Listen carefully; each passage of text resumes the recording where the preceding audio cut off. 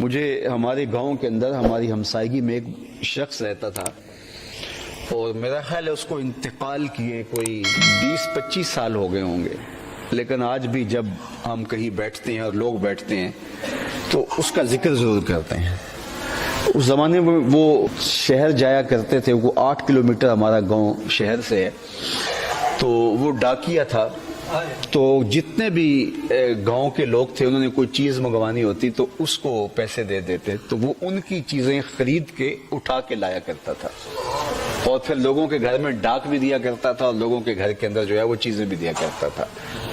تو آج اس کی قبر پر بھی رحمتیں برس رہی ہیں اور لوگوں کی دعائیں آج بھی 25 سال ہو گئے اس کو اس دنیا سے گئے ہوئے، لیکن آج بھی بابا ڈاکیا کو دنیا یاد کرتی ہے، اس لیے کہ وہ لوگوں کی ضرورت کو پورا کرتا تھا، لوگوں کے بوجھ اٹھایا کرتا تھا۔ وَتَحْمِلُ الْكَلَّ،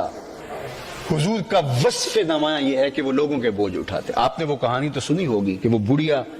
جو سامان باندھ کے تھڑے پہ بیٹھی تھی، اس نے سنا تھا مکے میں کچھ جادوگر آیا ہے اور جس کو ملتا ہے اس کا دھرم لوٹ لیتا ہے،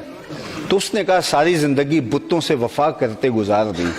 تو کہیں ایسا نہ ہو کہ آخری عمر میں اس سے ملاقات ہو جائے اور کہیں دین ہی نہ لوٹ لے،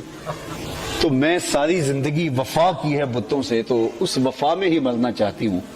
تو یہاں اتفاق ہے کہ وہ مل جائے تو میں یہ شہر ہی چھوڑ دیتی ہوں۔ تو میکے جانے کا ارادہ کر لیا، اولاد نہیں تھی، شوہر فوت ہو گیا تھا، جو گھر کا تھوڑا بہت سامان تھا باندھ کے تھڑے پہ رکھا، کوئی گزرتا ہوا شخص آئے اس کو کہوں کہ میرے سر پہ رکھ دے، اتنے میں حضور آ گئے اور بڑھیا نے کہا کہ بیٹے رکو، یہ سامان میرے سر پہ لاد دو۔ حضور نے سامان اٹھایا تو محسوس کیا یہ تو وزنی ہے اور بڑھیا کمزور ہے، تو کہا اگر تم کہو تو جہاں جانا ہے میں خود ہی نہ چھوڑاؤں۔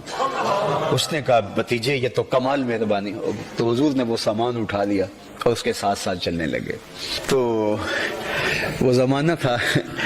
ایک دفعہ یہ پنڈی بائی پاس والا پل پرانا پل ہوتا تھا، تو ایک بوڑھی جو ہے وہ سامان اٹھا کے لے جا رہی تھی، تو میں بھی جا رہا تھا، تو میرے دل میں حضور علیہ السلام کا وہ واقعہ یاد آ گیا، تو میں نے اس بڑھیا سے کہا کہ مجھے سامان دے دو، تو اس نے سامان دے دیا۔ تو وہ تھوڑی سی کمزور تھی، تو میں تھوڑا سا اس وقت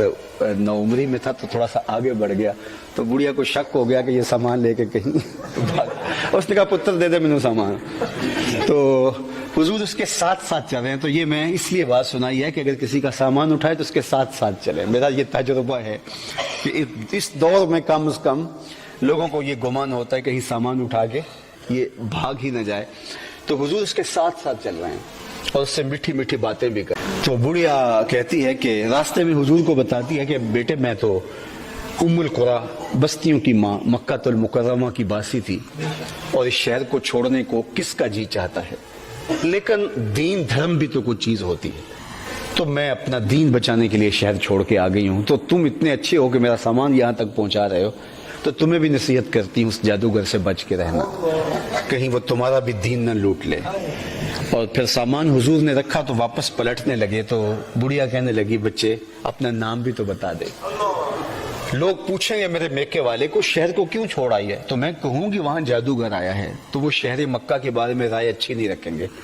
لیکن میں ان کو یہ بھی بتاؤں گی کہ اگر وہاں جادوگر رہتا ہے تو ایسے سونے جوان بھی رہتے ہیں، ایسے ہمدرد لوگ بھی رہتے ہیں، تو مجھے اپنا نام بتا دو۔ تو حضور نے مڑ کے کہا بڑھیا جس جادوگر سے بھاگ کے آئی ہے وہ تیرے سامنے کھڑا ہے۔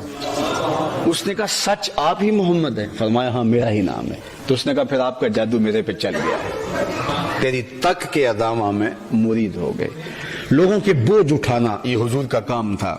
وَتَحْمِلُ الْكَلَّ، یہ حضرت خدیجہ الکبریٰ حضور کے وصف بیان کر رہی ہیں، جن کا کوئی بوجھ اٹھانے والا نہیں ہے۔ وَتَحْمِلُ الْكَلَّ، آپ اس کے بوجھ اٹھاتے ہیں۔